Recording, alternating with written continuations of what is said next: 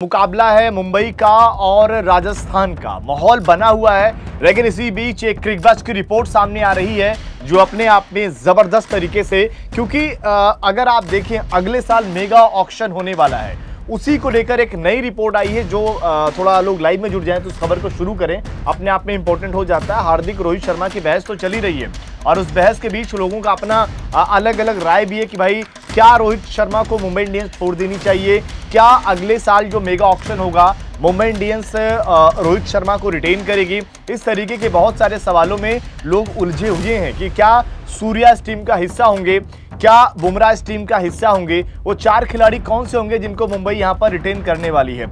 लेकिन इस बीच जो खबर सामने आ रही है क्रिकबज़ के हिसाब से, अब से थोड़ी देर पहले की खबर है कि 16 तारीख को एक बड़ी मीटिंग होने वाली है, एक बड़ी मीटिंग जिसमें सभी आईपीएल के ऑनर्स को बुलाया जा रहा है और वहां पर इस बात को लेकर फैसला लिया जाएगा कि आप किन किन खिलाड़ियों को रिटेन कर सकते हैं, यानी कि 2025 को लेकर अभी से प्लानिंग होगी कि आप किस तरीके से इन सारी चीजों को कर सकते हैं। यानी कि मान के चलिए अगर ट्रेडिंग को लेकर बात होनी है रोहित शर्मा के, तो वो अभी बात हो जाएगी, अभी इसी महीने में ही ये क्लियर हो जाएगा कि फ्यूचर को लेकर, क्योंकि सभी ऑनर से सलाह लिया जा रहा है कि आप किस तरीके से कुछ नियम जो बदलाव को लेकर कि आप क्या चाहते हैं। क्योंकि अभी क्या है, अभी जिस तरीके से हो रहा है कि भाई 4 खिलाड़ियों को रिटेन करना होता है, ऐसे में बहुत सारी फ्रेंचाइजी ऐसी है कि भाई 4 खिलाड़ियों को रिटेन करेंगे तो उनके बहुत सारे इंपॉर्टेंट खिलाड़ी जो हैं वो छूट जाएंगे।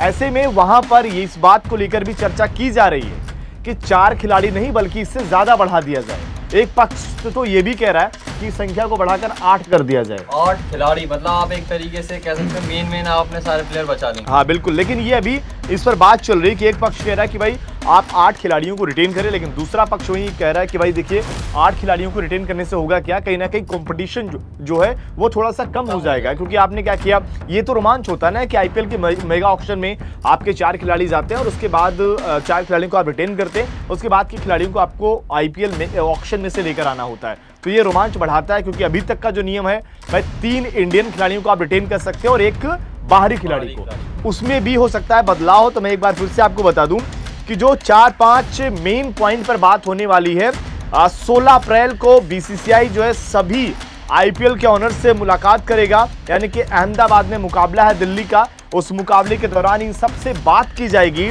जिसमें मुंबई के, जिसमें अगर आप देखें चेन्नई के, जिसमें सभी टीमों के आईपीएल की सभी फ्रेंचाइजीज के ऑनर्स वहां मौजूद रहेंगे। इनसे बातचीत होगी आईपीएल को लेकर। इसमें क्या मेन जो पॉइंट होगा वो मैं आपको बता दूं कि इसमें सबसे खास बात क्या रहेगा, क्या मेगा ऑक्शन की तैयारियों को लेकर, जो मेगा ऑक्शन यानी कि आईपीएल 2025 के जो ऑक्शन होगा उसको लेकर बात होगी।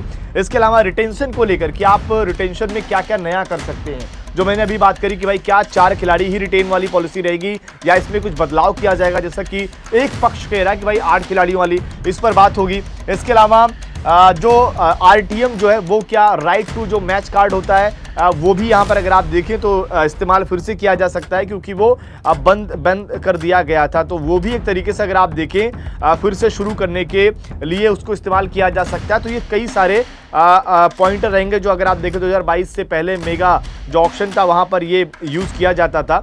और ऐसे में अगर आप देखिए पहले क्या था भाई, 3 भारतीय या 2 विदेशी खिलाड़ियों को लेकर जो बातचीत थी, लेकिन इसके अलावा सैलरी कैप को लेकर भी बात होगी, क्योंकि अभी जैसे हमने देखा कि भाई खिलाड़ियों की जो सैलरी कैप होती है उसमें भी शायद कुछ इजाफा हो सकता है। तो ये 4-5 पॉइंटर को लेकर 16 अप्रैल को अहमदाबाद के नरेंद्र मोदी स्टेडियम में बैठक होगी, जिसमें सभी आईपीएल की फ्रेंचाइजी मौजूद रहने वाली हैं। तो क्या शिवम, क्या ये लगता है कि भाई जिस तरीके से मुंबई को लेकर बातें हो रही हैं, जो चीज़ें हार्दिक पांड्या, मुंबई इंडियंस या फिर फ्रेंचाइजीज को लेकर हो रही हैं, क्या आप मानते हैं कि उस बैठक में या ऑनर्स जो अपनी इधर उधर की सलाह जरूर लेंगे, लेकिन रोहित शर्मा की ट्रेडिंग की लेकर अगर आप देखें तो अगले साल वो मुंबई से बाहर रहेंगे? भाई बिल्कुल पॉसिबल है, क्योंकि मुंबई इंडियंस के जो जिस तरीके से मुंबई इंडियंस के डिसीजंस हुए हैं अभी तक, ये हमें साफ देखने को मिला था कि मुंबई इंडियंस रिटेन तो करना नहीं चाह रही थी रोहित शर्मा को, क्योंकि अगर वो रिटेन करने के मूड में होते तो वो इस सीजन भी उन्हें कप्तान बना देते। और लगातार शुरुआत से जैसे उन्होंने अपना कप्तान बदला, ये चीजें उठ के आने भी लगी थी कि रोहित शर्मा ट्रेड होंगे, रोहित शर्मा ट्रेड होंगे, लगातार ये सारी बातचीत चल रही थी। लेकिन उसके बाद जब ट्रेड नहीं हुए तो ये एक तरीके से कंफर्म हो गया था कि 2025 के मेगा ऑक्शन में अगर रिलीज नहीं भी करते तो रोहित शर्मा खुद अपने आप को रिलीज कर लेंगे और वहां पे ये चीज़ होंगी। लेकिन अब जब ये मीटिंग होगी तो यहाँ पर कहीं ना कहीं बहुत सारी चीजें क्लियर हो जाएंगी। लेकिन एक और सवाल है, अगर जैसे मान लीजिए आपने अभी बताया कि 8 प्लेयर भी वो रोक सकते हैं, ऐसा एक कुछ नियम नया हो सकता है, इस पर चर्चा की जाएगी। इसमें क्या है कि ना, जैसे कि बहुत सारे 10 टीमें हैं तो सभी जो आईपीएल के फ्रेंचाइजीज हैं उनकी आपस में बातचीत हो रही है। तो उसमें कुछ फ्रेंचाइजीज का कहना है कि देखिए जो रिटेन खिलाड़ियों की जो संख्या है वो 4 से बढ़ाकर 8 कर दी जाए। चलिए हम मानते हैं 8 भी नहीं 6 होती है अगर मान लीजिए, तो तब मुंबई इंडियंस के रिटेन करेगी रोहित शर्मा को। भाई ये भी बड़ी बात है। ये मैं कह रहा हूँ, इसमें क्या है ना कि रिटेन करने से बड़ी चीज ये भी है कि क्या रोहित शर्मा खुद रुकना चाहेंगे? नहीं रुकना चाहेंगे, यही तो बात है। क्योंकि जिस तरीके से अभी हुआ है, अभी रोहित शर्मा ने भी देखो इतनी सब चीजें, हमारे फैन जो रोहित शर्मा के फैंस हैं, जो हमारे स्पोर्ट्स नाउ की फैमिली है, जो हमेशा सब लोग जुड़ते हैं, वो भी ये बात कहते हैं कि रोहित शर्मा ने भी अभी तक ऐसा कोई सपोर्ट वाला ट्वीट नहीं किया या कोई फोटो नहीं डाली। तो ये चीज साफ दिखा रही है कि रोहित शर्मा खुद भी नहीं रुकना चाहेंगे।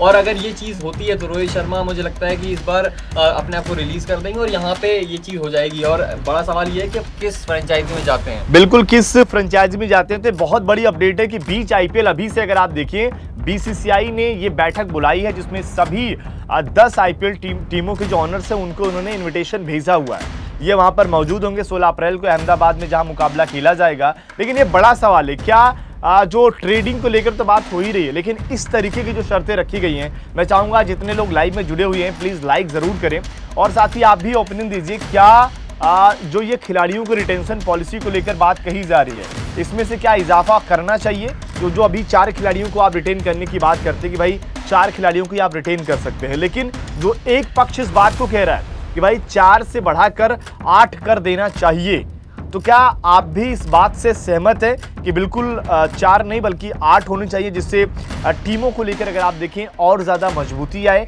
टीमों को लेकर अगर आप देखें तो शायद मजबूती इन द सेंस की वो अपने कोर को जो यानी कि जैसे कि अभी सीएसके है, सीएसके अगर 4 खिलाड़ियों को रिटेन करती है तब भी उनको कुछ खिलाड़ियों को छोड़ना पड़ जाएगा। ऐसे में अगर ये नियम आता है तो उनके लिए बेहतर पक्ष रहेगा, मजबूत पक्ष रहेगा कि वो अपने ज्यादा से ज्यादा खिलाड़ियों को रिटेन कर सकते हैं। तो इस पर सबकी नजरें होंगी क्या कुछ होने वाला। लेकिन अभी से अगर आप देखें, बीसीसीआई जो है वो अभी से उस तैयारी में लग गया। बीसीसीआई अभी से आईपीएल 2025 की तैयारी शुरू कर दी है। ऑनर्स को बुलाकर सलाह लिया जा रहा है कि भाई क्या सीन है, क्योंकि मसला अगर आप देखें इस आईपीएल में ही बहुत गंभीर हो चुका है। वो हार्दिक पांड्या और मुंबई फ्रेंचाइजीज की लड़ाई है और रोहित शर्मा की आपस में अपनी अलग ही मामला चल रहा है वहां पर। लेकिन यहां पर अगर आप देखिए ट्रेड वाली पॉलिसी तो खत्म ही हो गई, अभी तो ट्रेड कोई नहीं हो सकता। लेकिन अगले साल की अगर बात करें तो वहां पर ऑक्शन में रोहित शर्मा किस टीम में जाना चाहते हैं ये वो खुद तय कर सकते हैं। क्योंकि अगर मान लीजिए उनका मन नहीं लग रहा मुंबई में तो बोल देंगे भाई मैं नहीं खेलूंगा, जैसे मुझे उस टीम से ऑफर आ रहा है मैं वहां चला जाऊंगा, जो हार्दिक पांड्या ने किया। एक और बात तो है, अगर रोहित शर्मा जाते हैं तो आपको लगता है कि मुंबई इंडियंस के कितने खिलाड़ी जाएंगे? क्योंकि आप देखिए रोहित शर्मा के सपोर्ट में या रोहित शर्मा के साथ बहुत सारे खिलाड़ियों के कुछ पर्सनल रिलेशंस भी हैं जो रोहित शर्मा का बहुत ज्यादा सपोर्ट करते हैं। तो अगर ऐसे में रोहित शर्मा छोड़ के जाते हैं तो आप देखिए मुंबई इंडियंस बहुत ज्यादा परेशानियों में आ जाएगी। भाई देखिए मुंबई इंडियंस बिल्कुल परेशानियों में क्यों आ जाएगी? क्यों? अगर जैसे अभी हमें देखने को मिल रहा है ना भाई, आप अभी देखिए रोहित शर्मा का और हार्दिक पांड्या का जो चल रहा है उसकी वजह से क्या हो रहा है आपको देखने को क्या मिल रहा है? जो फैंस हैं वो आधे इस साइड बट गए हैं, आधे इस साइड बट गए हैं। बहुत बार हमें टीम्स में भी आधे इस तरफ दिखाई देते हैं। तो अगर मान लीजिए 4 वाला नियम रहता है कि भाई आप 4 खिलाड़ियों को रिटेन कर सकते हैं, तो उसमें मुंबई रोहित शर्मा को रिटेन करेगी? वही तो बड़ी बात है। क्यों? अगर उन्हें रिटेन करना होता तो अगर वो अभी इस बार कप्तान ना बना देते। बिल्कुल बनाते। और क्योंकि उनके पास तो अगले सीजन का भी टाइम होता, उस सीजन में वो हार्दिक पांड्या से बात कर लेते और अपने टीम में ले आते, लेकिन उन्होंने इसी सीजन ले आए। तो इसका क्या मतलब है? कहीं ना कहीं वो रिटेन नहीं करना चाहते थे, वो अपने आगे के फ्यूचर प्लान्स देख रहे थे और वहां पर उन्होंने ये डिसीजन ले लिया कि उनका नया कप्तान अब से ये है, अब रोहित शर्मा कप्तान नहीं रहेंगे। और रोहित शर्मा की अगर देखिए परफॉर्मेंस इस सीजन अच्छी आ जाती है तो ठीक है, अगर अभी तक जैसी आ रही है वैसी पूरे सीजन आती है तो ठीक है, नहीं तो इस सीजन को हटा दें तो इसके पहले परफॉर्मेंस भी नहीं थी। तो उस हिसाब से मुंबई ने सोचा नहीं होगा कि इतनी अच्छी परफॉर्मेंस आ जाएगी। पर ये भी है ना कि देखिए आईपीएल जो अगला साल मेगा ऑक्शन होगा उसके बाद क्या है कि आप ये भी देखोगे ना कि आप जिन खिलाड़ियों को रिटेन कर रहे हो वो आपके लिए कितने सालों तक के लिए मौजूद रहेंगे। यानी कि अगर मान लीजिए आप 4 खिलाड़ियों को रिटेन कर रहे हो तो आप ये भी तो देखोगे ना कि वो आपके लिए कितने समय के लिए मौजूद रहेंगे। अगर आप देखिए ऑप्शन जैसे कि भाई केकेआर की बात करें, अब अगर मान लीजिए हम ट्रेड की बात करें कि रोहित शर्मा किस टीम में जा सकते हैं तो एक ऑप्शन तो केकेआर भी क्या है उसमें मुश्किल है कि अय्यर ऑलरेडी वहां पर है, अय्यर ऑलरेडी है वहां पर। अगर कुल मिला जुलाकर एक बेहतर विकल्प अगर हम तलाशें तो शायद वो SRH होगा, जहां से उनका ज्यादा अच्छा खासा रिलेशन रहा है, या फिर जो चेन्नई को लेकर खबर आई थी, चेन्नई भी हो सकता है, क्योंकि चेन्नई जो है वो एक्सपीरियंस खिलाड़ियों को बैक करती है। तो रोहित शर्मा के लिए रहेगा कि भाई अगले साल में वो ज्यादातर चांसेस हो सकते हैं, अगर मान लीजिए वो मुंबई से नहीं खेलते हैं तो उनके चांसेस हैं वो खेल सकते हैं चेन्नई से खेल सकते हैं, वो पंजाब से भी खेल सकते हैं, क्योंकि वहाँ पर शिखर धवन के साथ भी उनकी काफी अच्छी होती है और वहाँ पर ओपनिंग जोड़ी भी उनकी काफी सही बनेगी। भाई पंजाब से तो ना ही खेलें तो ज्यादा बेहतर है, क्योंकि पंजाब का जो मैनेजमेंट है वो इस तरीके का यार समझ में नहीं आता। और रोहित शर्मा मुझे लग रहा है कि पंजाब से तो ना खेले तो ज्यादा बेहतर रहेगा। लेकिन प्लीज आप लोग लाइक जरूर करिए